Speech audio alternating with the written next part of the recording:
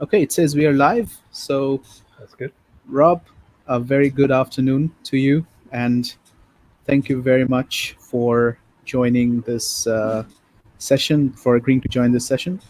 And very good afternoon to everyone who is joining from UK or who is planning to join from UK to view this, to look at this session. And good evening for everyone joining from Calcutta and India Yeah, uh, evening for to this you. session. Yeah. Hi there. So, so I would just start by introducing who I am for those who are joining from the UK, especially because most people who will be joining from Calcutta or India would be knowing who I am already. So I am Tathagato. You can call me Tintin as well. Um, so I am the co-founder of Heritage Walk Calcutta with my wife Chelsea, and we started in 2017 as a research-based walking tour company. So it's more or less like what you do in London, what Rob and Footprints of London does, in London. And so it's been 3 years, and we, I think, have done a decent job in Calcutta.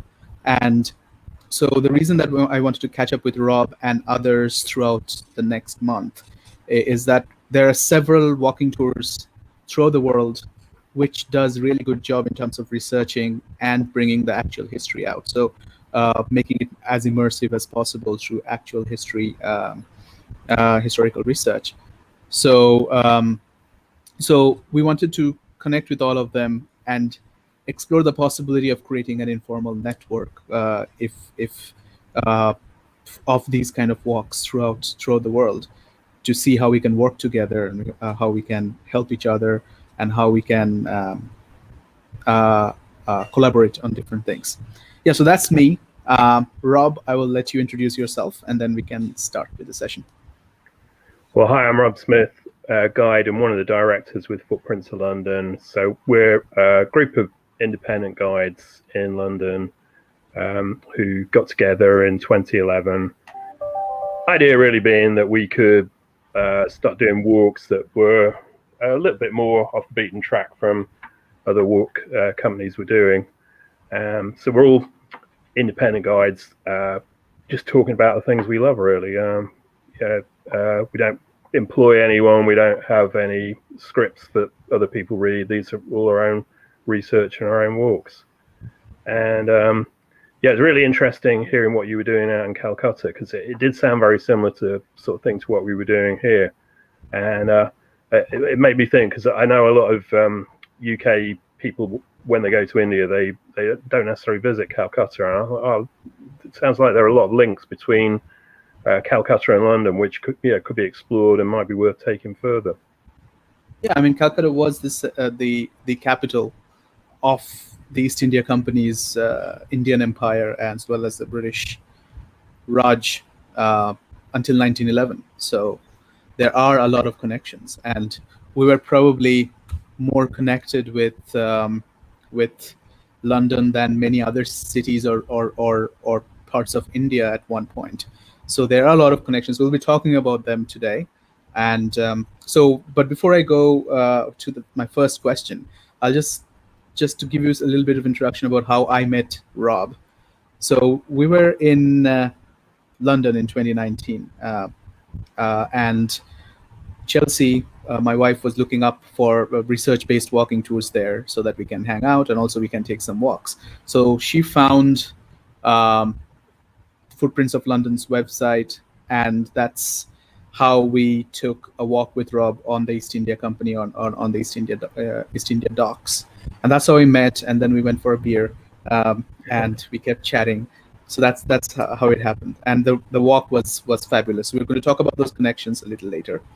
But Rob, if you allow me to go on to the first point of discussion today, um, so just tell us a little bit about how Footprints of London started, and why did you choose it to be a cooperative model among independent guides, not like a lot of other walking tour companies that are active in London or elsewhere in the world?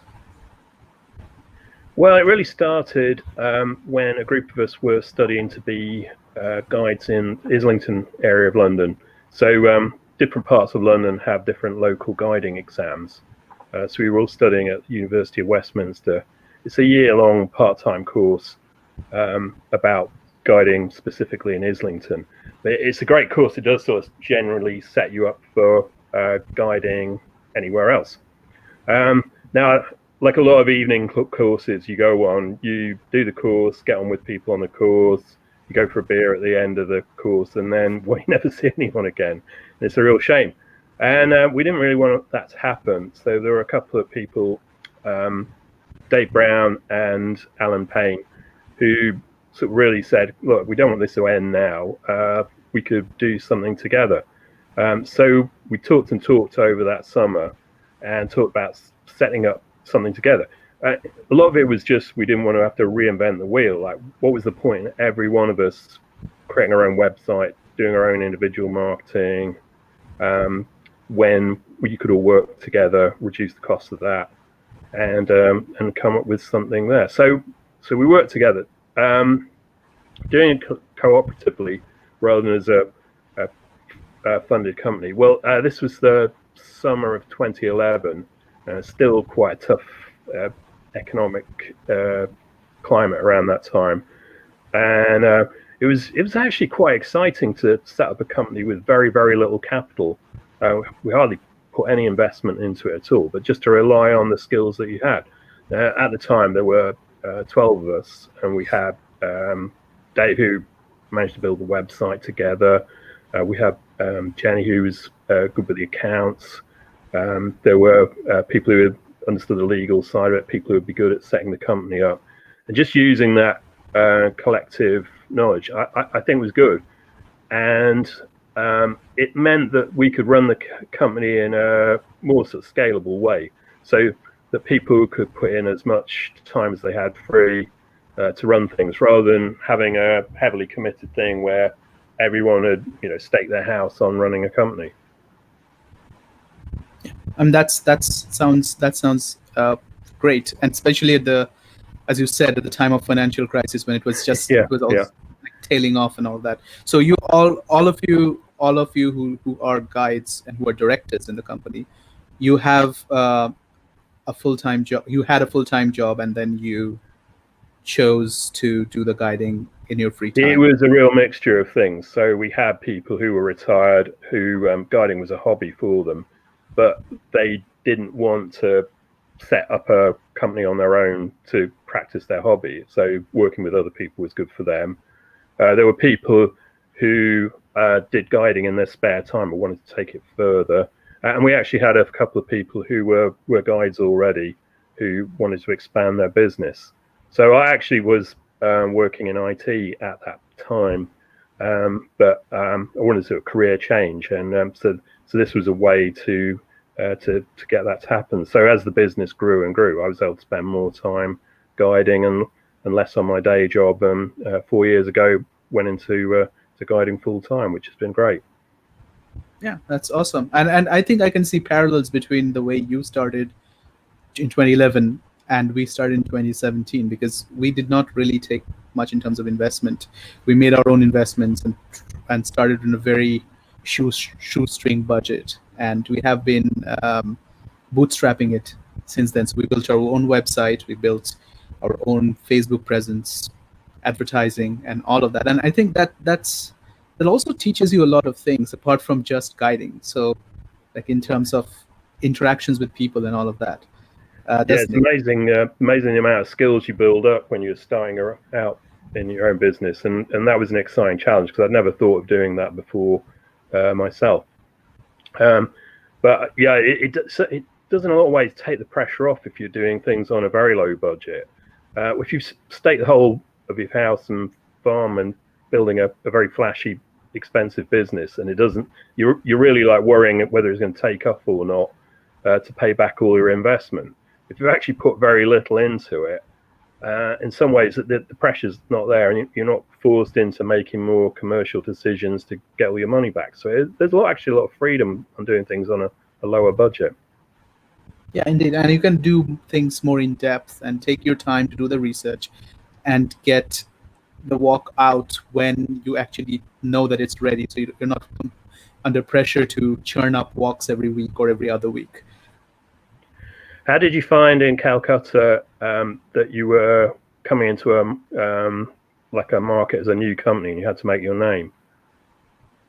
So we were actually, I mean, when we started, to be honest, a lot of people we talked to, first I gave my mother a heart attack when I said that I'm leaving the job and in teaching and starting this walking tour business, which she did not understand what it was. And no one of my family has ever done a business. So it was very scary. And then when we came to the market in Calcutta, there were already existing walking tour companies which have been there for a long time. So it did take some time, but then we emphasized on the fact that we remain committed to our research. And it will take time to do the research to get newer walks out, but that basically ensures the quality of what you do. And that, I think, helps in spreading a more word of mouth and all of that. So we emphasize more on quality rather than doing things quickly. Yeah, I'd agree with that, definitely. You can't get anywhere without a quality product and also being sure you've got the right thing. So getting those early walks out and getting really good reviews from people was key to that. So it's reassuring just to yourself to know, yes, we've got something good here. But when you can go in and meet new customers knowing you've got something that they're going to like, it does make it well worth doing. So I'd say if you're starting any business, make sure you're selling something good before you start trying to just try any marketing scheme that you can think of. Exactly. Yeah. So thank you for that, Rob. So I think you already answered my next question, which is who are the guides? But if you how did the group of guides that you have when you started in 2011, how did the number grow, and how did you did you choose who you include, who becomes a part of the collective? Yeah, that was a really interesting point. We've got such an interesting, diverse group of talent. So we've got Sean, who's like a part-time actor. We've got David Charnick, who's an educator. We've got people who've got skills in particular fields. So it was quite a good mix of people to make sure that we all weren't going to do the same sort of thing. At first, it was easy to expand because it was still small numbers. So what we did was, we started off as Islington guides, but obviously we want to cover other bits of London. So they have similar qualifications in Greenwich. There is qualifications in the City of London and Westminster. So we took in people from there, from the next side. So people heard about the idea and wanted to join. So that helped us build up a bigger group of people. I think about 4 or 5 years in, we'd got up to about 60 guides, and that was when we then hit a bit of a problem that we found it's a bit hard to work with this group of people because you don't actually always know everyone very well, and so we then sort of started to think, well, we need to set a cap. So we put in a procedure. It was always the case that you had to become a member. You had to have passed one of the London guiding exams to become a member of Footprints of London. But we also then started saying, well, we want people who are going to bring in new talent. So you're going to do a particular style of walk or a particular twist to things, which will bring something new to the group. So we only started taking people on doing that. So one of the ways we maintain the quality is we have get new people to invite us on one of their tours, and they're always people who the people who go on the tour are never friends or anything like that. So we don't want anyone getting in just because they're friends of friends. So I think that keeps the quality going. So yeah, it does become harder as you get bigger. Yeah. So and you were talking about a long and meticulous training process that the guides have to go through these through the training institutes that are there, and that's something that does not exist here. Oh, that's interesting. So I mean, here there are guide trainings, but not like I don't. The courses are not that meticulous, and also there are no training that happens like that you have to take or that you can take to become a walking tour guide. So can you tell us a little bit about our viewers from Calcutta and from India, a little bit about the course that you had to go through and how meticulous and how difficult it was? Yeah, I have to say it was a tough course. So it's a year of 2 hours a week in the evenings, and then every other weekend you'd go out on a test walk. So you covered a lot of the subjects in a lot of real depth. And for the first 6 months, it's a real shock to the system. You think, how on earth am I going to learn all this stuff because there's so many facts? In some ways, learning the facts, though, about the area was only really half the battle. It's learning how to be succinct, delivering the information in a clear and understandable and enjoyable manner, which is one of the biggest challenge. I went into it, and they said talk about this subject, and I think I was still standing there after 20 minutes. And the tutor said, well, this is all fine, but no one's going to listen this long out on the street. You've got to get it to be precise down to 5 minutes. And at first I thought, how can I possibly get this down to 5 minutes? But that was a key part of the skill. So learning those skills, learning about like the practicalities of guiding out on the streets of London, where it could be very noisy. Well, I'm sure it's as noisy in Calcutta, any big city, and then learning the research skills as well. So you found out an awful lot about how to use archives, old maps and things like that on the course. So that was very detailed. You also had to do an exam in conjunction with what they call an internal site. So mine was the Gatehouse of the Order of St. John, which is a fantastic museum in London, but just a shockingly complicated history of this Order of Knights, which is involved in the protecting the temple in Jerusalem. And it was just a frighteningly complicated story that you had to get down into little 5-minute chunks. So although I was really intimidated by that, it was a good way to learn. So once you've started learning, there's essay to write, there's written exam, and then there was an internal and external exam. So the external exam was, we knew roughly which route we'd be going and what we'd be talking about. But on the exam, we were just picked at random and saying, you tell me about this spot, which was, well, that was tough going. Don't think I've ever had something that quite tough. And all kind of real world things, like if you step foot off the pavement, you fail the exam, so you just watch where you're going and that sort of thing. So yeah, it was really tough, but I'm so glad I've taken it.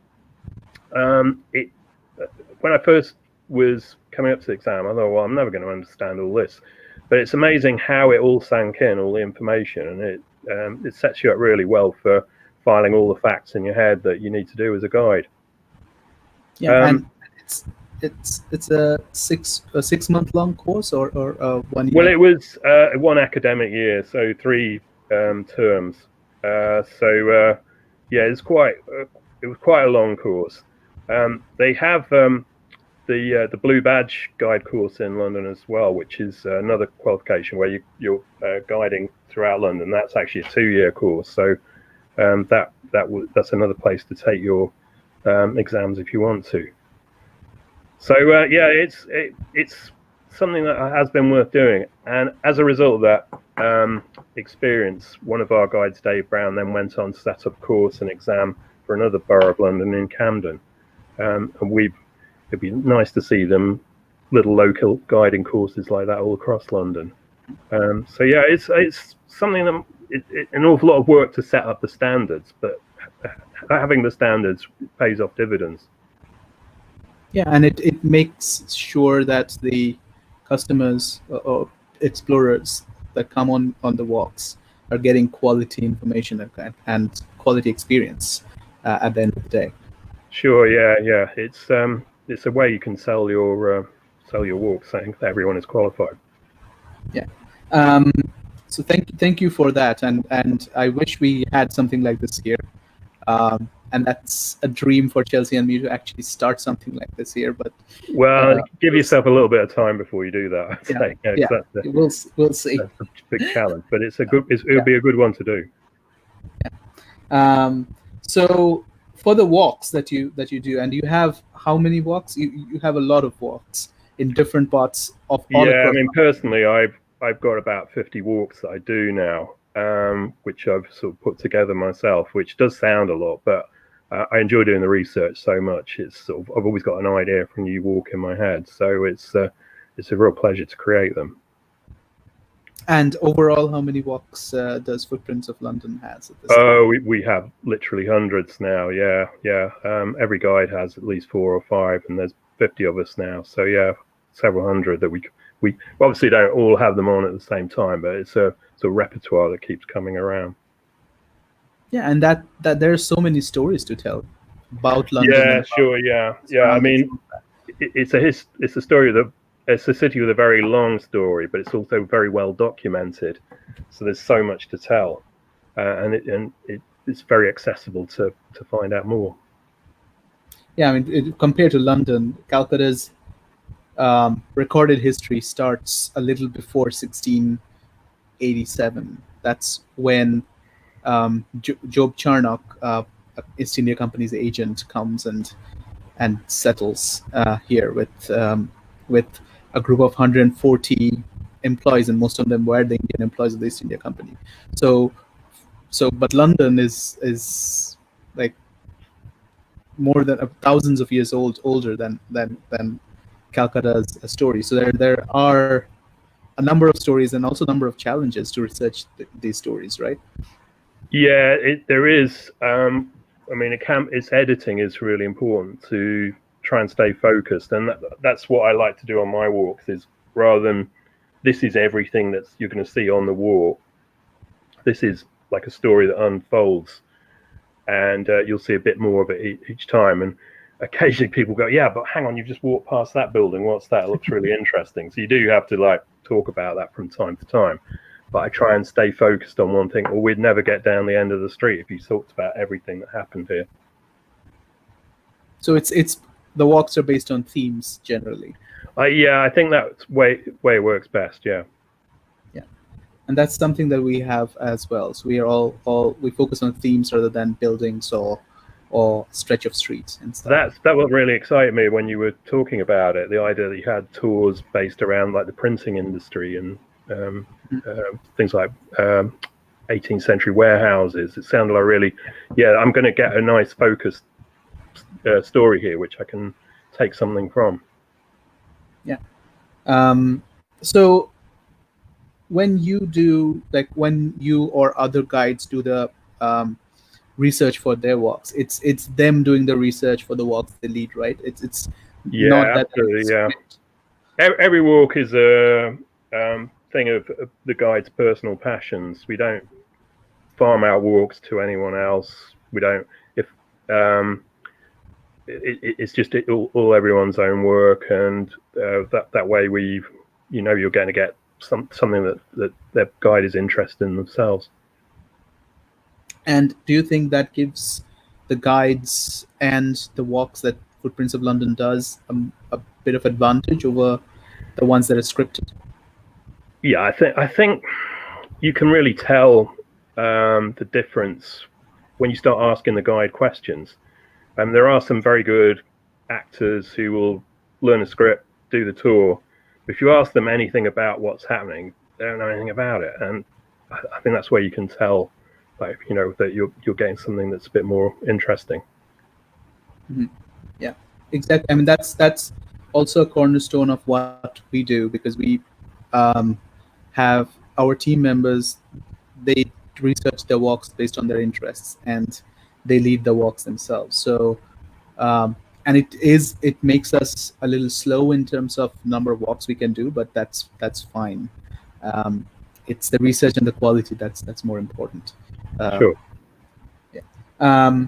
So talking about research, how long would you say you spend on researching a walk before you even think about maybe doing a mock walk or launching it finally? It can sometimes take a very long time to get things together. I mean, often my walks start out, I go ambling around the streets with my friends on a Friday night to explore a new part of London I haven't been to before. And you'll see a building, think, this is interesting, but I don't know anything about it. And it might not be till 6 months later you try and find out what that building was, and then find there's a backstory to it. So it can take a very long time. I would say that it's at least actually in solid time. There's at least 7 or 8 days of being in the libraries and going through books and documents, but it can be really spread out. Often you'll hear a documentary on BBC Radio 4, and that will spark your interest in something, and think, oh, hang on, I've seen a building and that fits in with that story, so that's going to take me off on a new direction. And the only trouble is it's always very tempting to keep researching a walk, and sometimes you've got to just shut the thing down and say, okay, that walk's finished now, because otherwise you can just keep on finding more stuff, and the walk will go on for hours and hours. Yeah, it's a rabbit hole of research that you can be lost in. There's some great places to research in London. The London Metropolitan Archives is a fantastic place, and they have their lots and lots of maps you can just pull out and take a look at. So that's a great inspiration, and a whole library of London books before you even get to the archives. So that's often a starting place. Okay, thank you. And so I'll ask, the next question is, I'm sure there are many people who are listening or will be listening from Calcutta or India would have this question, that do you have, despite not being enrolled in an academic program at a university or somewhere, how do you have access to the archives? Because that's a big problem in India, that you have to be enrolled somewhere to be able to access many of the archives, because otherwise your access is just not there. Sure. Well, we've got a lot of people to help us. So the London Metropolitan Archives is a great place to go, and you can physically go there if you've got time. And the British Library is good as well, although the British Library does get very busy. We've got 2 fantastic libraries, the Wellcome Library, which is a specialist medical library, but anyone from anywhere around the world can sign up. And from there, you can gain access to all kinds of amazing resources online. So if you're interested in British newspapers, for instance, you can sign up with the Wellcome Library in London and then gain access to British newspapers online. So that's one thing to do. The Guildhall Library in the city also has that kind of access. So giving you free access to archives. I think we are spoiled in London because we do have some great resources. Also, the National Archives in Kew, they've recently just opened up all their resources for free during the coronavirus epidemic. So it might be worth having a look there now and seeing what you can get hold of. It might inspire you for another time. Yeah, we are very lucky for those things.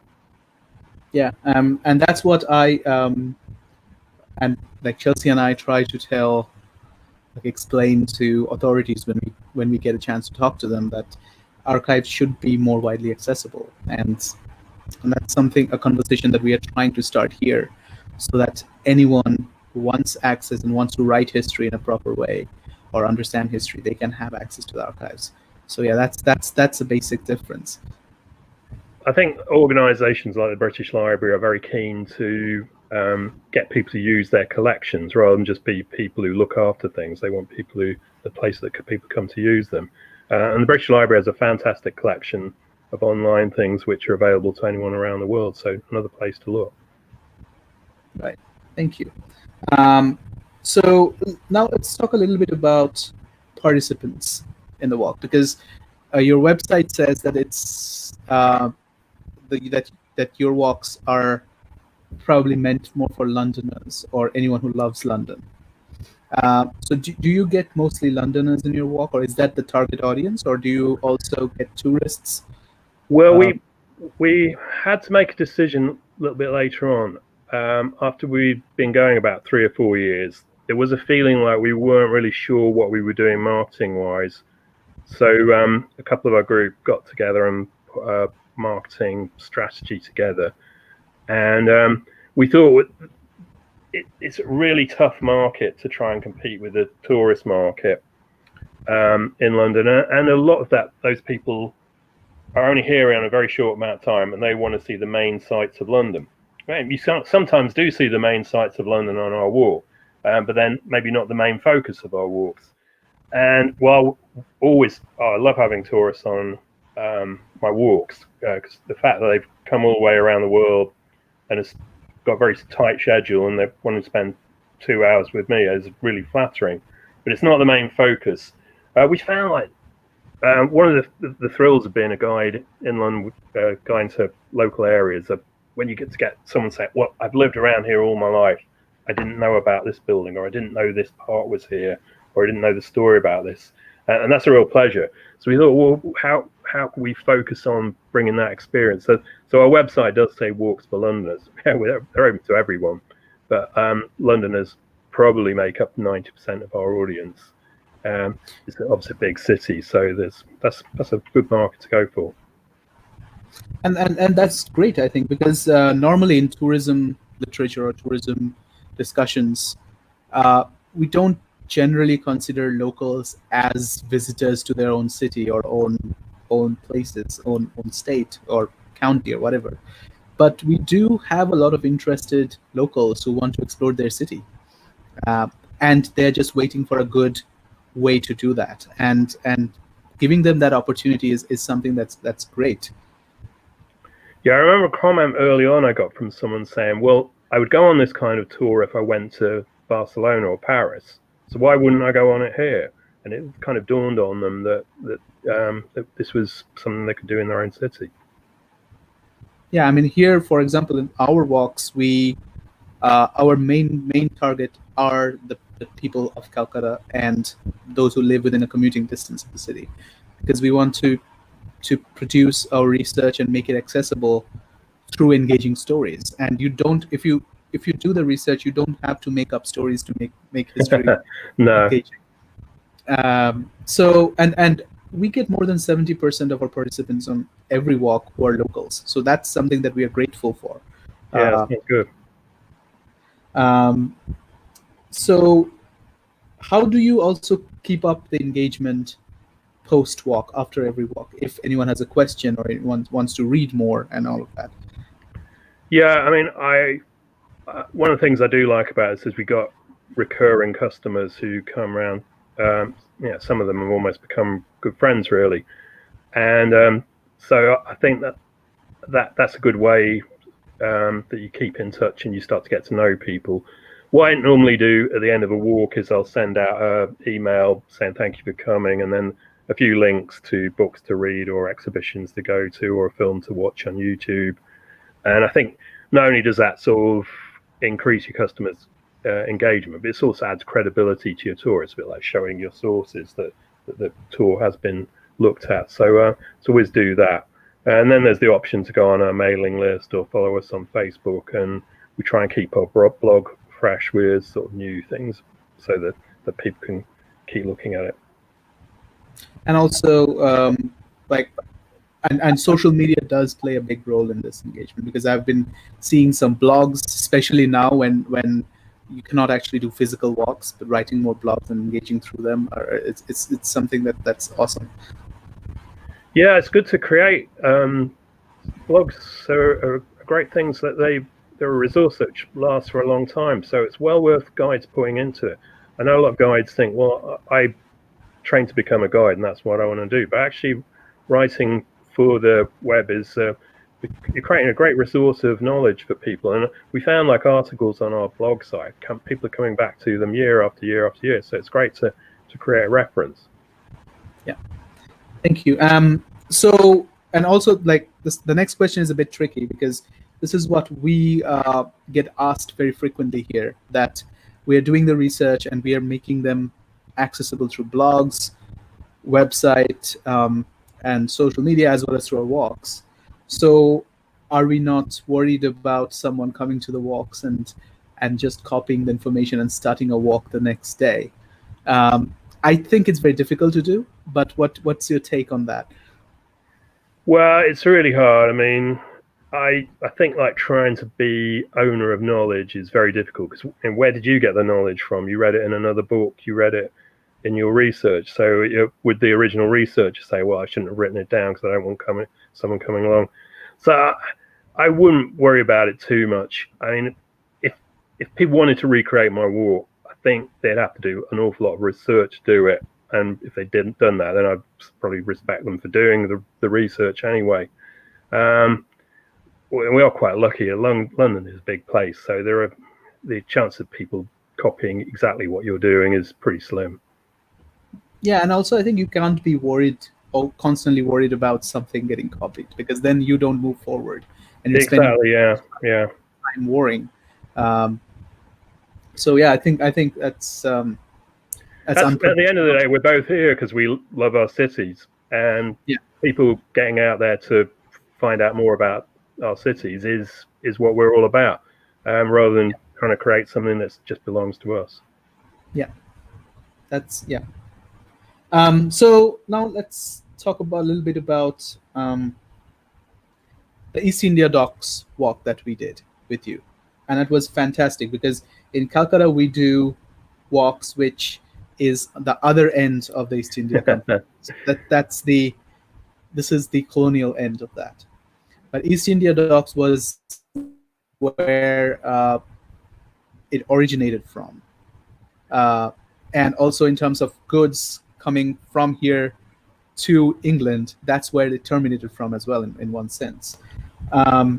So tell us a little bit about this East India Company's trade and the development of London around this time. Like, how much that trade contributed in the development of the city of London. Yeah, so the East India Company comes around when there's a flourishing of exploration going around the world. There'd been a trade in spices going right the way back to the Roman times. So people bringing spices from East Asia by land, but for various different reasons. A lot of it down to the rise of the Ottoman Empire. It's hard to get that land route by the end of the 1500s. And for the English at that time had spent most of their trade was going back and forth between London and Antwerp trading wool. Antwerp at the end of the 1500s is captured by the Spanish, and Britain at war with Spain. That trade is no longer so easy, so people start looking further afield, and they see the money that's available trading spices that the Portuguese have got. So they set off on journeys to the Far East, to Indonesia, really enterprising and adventurous at the first, plus a little bit of piracy on the way as well. And they set up early trade routes with the islands which are now known as Indonesia, but the Dutch East India Company forced them out of that by the end of by the mid 1600s. There's a war between the Dutch and England as well, which does not help the situation. So then they start exploring the coast of India. And this is around the time that the Mughal Empire is under threat. It's starting to contract. And the East India Company managed to leverage their way into to India that way. But it's always a tricky trade, because there's lots of goods that India has, particularly silk, that Londoners want to buy, but there's not so many things that Indians want to buy from London. So it becomes, for a lot of that early period, the East India Company providing military help for the Indian emperors. And there's a really great picture, I always think, sort of tells a lot of the story. Johann Zoffany's picture of the cockfight between sailors from the East India Company and from the Indians, and there's a sort of like jockeying of the two sides in that cockfight, and I think that sort of sums up that early part into the 1600s and early 1700s. But the money being made out of the East India Company is just phenomenal. So the money that comes back into London starts development of all kinds of institutions. So the investors in the East India Company are able to set up banks, and the banks help go on to fund the debts of the British government. So they become key to supporting the British infrastructure.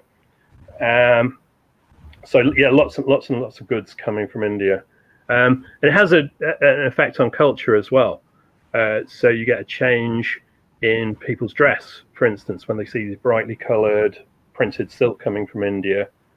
It's arriving in the docks in East London and going out to the streets, and people start to want to wear these new fashions, which causes problems in London. You have the weavers who've been weaving Italian silk suddenly have this competition from India, and the way the British deal with that is by stopping the Indians importing finished silk rather than raw silk. So this has a impact going back the other way, back to India, where before they were manufacturing printed silk, they then go to just producing the silk ribbon. So it's a trade route that's opened up all kinds of social and cultural and political and financial links all throughout the 1600s. And and this is a question that we get quite often in our walks, is that how was East India Company viewed in England? I know that it started as something great, a great example of British enterprise and all of that, but it all collapsed. The bubble collapsed very quickly in the late 1700s and early 1800s. So how is how and why did that perspective change, and how is it viewed even like today, like sitting at the present day in England? Well, historically, so going to the end of the 1700s, the East India Company becomes a more powerful, and the balance is tipped the other way until they're virtually ruling India, as opposed to being clients of the Indian government. But this has effects for the British government. So, for instance, Josiah Charles, the head of the East India Company, is able to declare war on the Indian Mughal emperors. I mean, what a powerful company that's able to declare war. Can Microsoft declare war on these days? Can Apple do that? No, not at the moment anyway.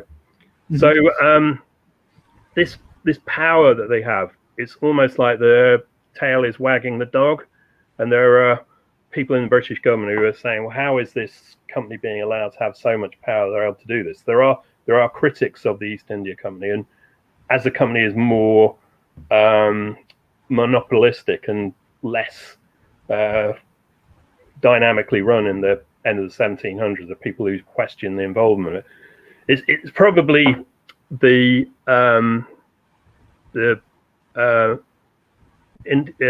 East India Company's involvement with China, which brings about the end, where we have the problem where they're wanting to trade with China, bring tea and porcelain back to London, but the Chinese again don't want anything they have for sale. They can make their own silk, so they don't want Indian silk. So the product that they have to offer them is opium, which they can grow in India. I remember you telling me about how Calcutta was one of the areas used for growing opium. It was exported through Calcutta, yeah. Yeah, so the East India Company sell opium to the Chinese. The Chinese emperor, after a while, tries to stop this trade, and the East India Company dragged the British government into a war to enforce their ability to sell opium to China. So this causes a lot of criticism in London. There are people saying this is an immoral company involved in immoral trade and become too powerful. So this is the beginning of the end of them. It's an interesting question about what people's perception of them is today. I think it's ironic, really, because I think London's wealth is so much built upon the East India Company, but very few Londoners would realise that their jobs in financial services probably go back to that at all. So I know there are an awful lot of people who see them with pride, but there is also very dark side to the company, which I think probably hasn't been fully acknowledged in London. We had a great TV series called Taboo recently with Tom Hardy in, which tells the story of the later part of the East India Company, and that has been interesting to see that. Is it on the BBC or? Yeah, it's a BBC series called Taboo.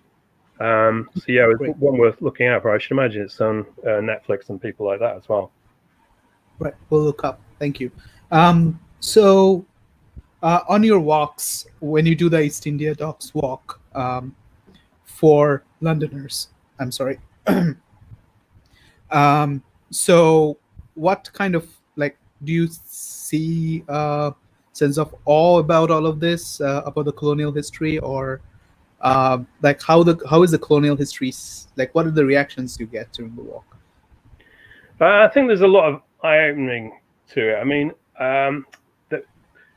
it's ironic, really, because the walk is all about other maritime journeys that have taken place from the East India Docks, and it's very hard to realise that London was ever important maritime city if you live in it today.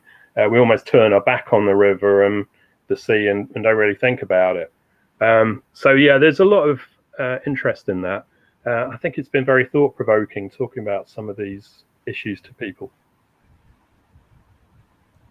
That's great, thank you.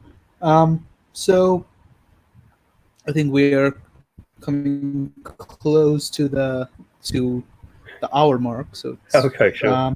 I'll go straight to the question that's there in everyone's mind now. COVID-19. Right. How is it affecting your operations, and how are you using this time that you have now at home? Well, as I'm sure you know, it's very, very challenging kind of environment for any guides all around the world. So we've had to shut down our walking operations, and we were kind of hoping this might be over in 6 to 7 weeks, but actually it's looking like it's going to be longer and longer period. So we are having to do a rethink. I'm not, it's obviously very, very tough conditions, but I'm not saying it's entirely negative. So we started looking at what we can do online, and one of our guides, Jen Pedler's, produced this really fantastic virtual tour about the author George Gissing and his writing in the Clerkenwell area. I really enjoyed seeing that, and that's fired the imagination of some of us. We've also got one of our guides, Richard, who's doing a weekly history show on Facebook, so that's really great. Marilyn, one of our other guides, she's creating visual tours on her Facebook site.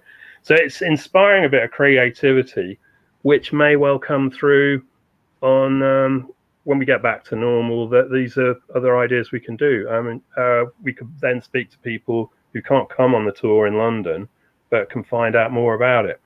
And we can do taster tours, but we might also be able to do some paid tours, which are online. So it's exciting in some ways. It's new challenges, and we'll have to find a way around it. But yeah, obviously it's tough for everyone out there. So you're using this more as an opportunity rather than a... You've got to look at it that way. Otherwise, what can you do? So I've been working on a book version of one of my tours as well. So hopefully get that finished soon as well. So I've been meaning to do that for ages. So that's great. All the best for that. Also, so the future does look a little bit on virtual side as well, rather than as well as that will definitely be an element to it. We are quite lucky because, as I say, we're on a low budget. We don't have any offices to pay for. We don't have any staff to pay for. So, when we can get going again, we'll be ready to get going. And companies that have invested in big flashy offices will, may not be around. That's great. So thank you, Rob. That's all the questions I had to ask you. And thank you very much for an engaging discussions. So I'll put the website of Footprints of London at the very end on the screen. But before that, let's take some questions. We have a few questions, and Sure. thank you very much, everyone who joined and commented. So the first question is this one. It's from Sukanya, who says, do you also have an archive of your own and where you store your collections? We don't have an archive as such, but every one of our guides has got quite a large collection of London books, which we can refer to. I think if you've seen lots of people around the world on Zoom this week, everyone's been very careful to rearrange their books to make sure that everyone sees what a good book collection there is. But yeah, nothing personal that's too rare. I'd worry too much about it. Thank you. The next question is, I think the answer will be a bit detailed here.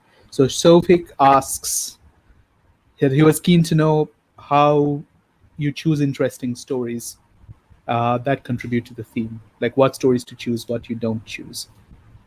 Yeah, it's always important to remember you can't tell everything, and you're not here to tell everything. You're here to tell things in an interesting way. So it is, sometimes you lay out all the facts that you've got, and then we'll say, hang on, but that particular one says a lot more. You could convey the point a bit more clearly in those few sentences than you have in saying 10 sentences of something else. So it is looking for little gems. It's a bit like mining, really, like trying to look for an interesting fact. One thing that does drive us very often is literature. So we have in October an annual literary festival, and often we've got some great writers who've described a scene, and that can be a driving fact. If you can start off with a quote or from a book, it will really suck people into the place they're in. Okay, thank you. So we have one more question, and that's the last one. It's Sukanya again, who is asking, in your walks, do you adopt a critical perspective to the British Empire? Yeah, sure. It's a very, very complicated subject, and we try to be as critical as we can. I mean, critical and taking in as much as we can from both sides of the argument. I mean, it's very difficult growing up in Britain. You're often been bombarded by hearing the British side of things. So it's been interesting to mix with the Calcutta guys and hear their side of things. And I hope I try and sell a balanced side of things. We know definitely that not the British Empire was, not a totally uncritical success, but so we take a bit of both sides of things. Thank you. And we have a question from Sheila, Sure. Who, and I think it's for both of us. So she's asking, would there be a room to do a joint London-Kolkata walk that includes the East India Company from both locations? I think that would be a really excellent idea. That's what I really liked when you came to see me, was that it was sort of like the other side of the story, and hearing things about how the cuisine around Calcutta involved a lot of poppy seeds was because of the opium trade was really fascinating. So yeah, that would be a great idea. We put together a walk that we maybe could film or something like that, and if you've been on one walk and you get to see the other one, and that would be great. See it two sides of the story. I mean, we can do this virtually very well, I think. Once we can go out and film. Yeah, that would be really good. Yeah. All right. So thank you very much to Rob, especially, and everyone else who joined in. I'll put Footprints of London's website on the screen now, so that if you're visiting London, if you're in London, just hit the website and see what walks they're doing, and also get in touch with Rob, and if you want to do one of his walks on Footprints of London Facebook page. So this is the website here. Okay, I will hide it from the screen now. Rob, do you want to say anything at the end? Oh, well, thanks for having me. It's been great to chat, and hopefully you get to meet face to face sometime. again, maybe in Calcutta next time. Yeah, that will be great. Yeah, you please do come over whenever when you can, whenever all of this is Yeah, over. when we can travel again, it'll be great. Yeah. All right. Take care, everyone. Take care, Yeah, Rob. stay safe. And bye. Thank you. Bye. Have a great weekend. Bye. Bye.